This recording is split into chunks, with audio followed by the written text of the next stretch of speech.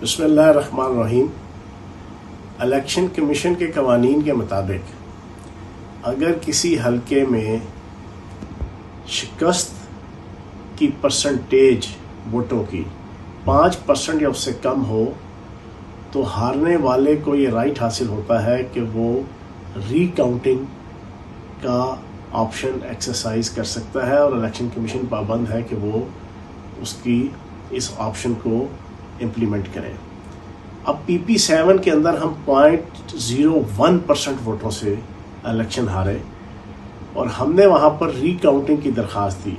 Election commission ने तस्लीम नहीं की। हम हाई कोर्ट गए। हाई कोर्ट ने आर्डर किया कि आप जाएं और इलेक्शन कमीशन से रब्ता करें और आपकी ये दरख्वास्त मंजूर होगी।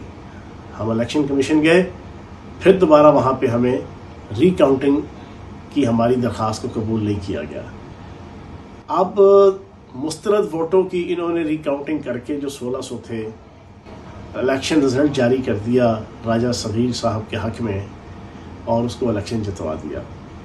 मैं सिर्फ ये सवाल पूछना चाहूँगा इलेक्शन कमीशन से कि क्या रीकाउंटिंग कानूनी तौर पे, आइनी तौर पे वो करने के पाबंद है कि नहीं है?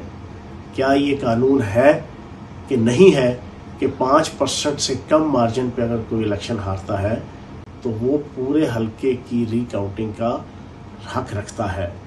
तो मैं ये समझता हूँ कि ये वो मुख्तलिफ़ किस्म के टैक्टिक्स हैं कि जिसकी वजह से इस वक्त PTI की लीडरशिप से लेके PTI के कारकुनान और आम आवाम का एतमाद जो है वो इलेक्शन कमीशन के हवाले से डगमगा रहा है कि अगला जनरल इलेक्शन क्या वाकई इस इलेक्शन कमीशन के तहत इम्पार्शल और न्यूट्रल होगा।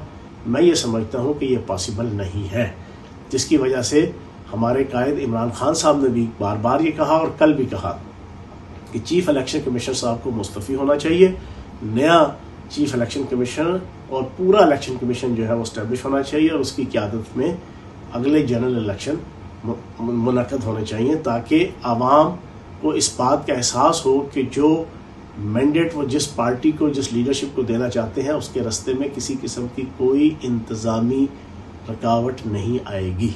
बहुत शुक्रिया।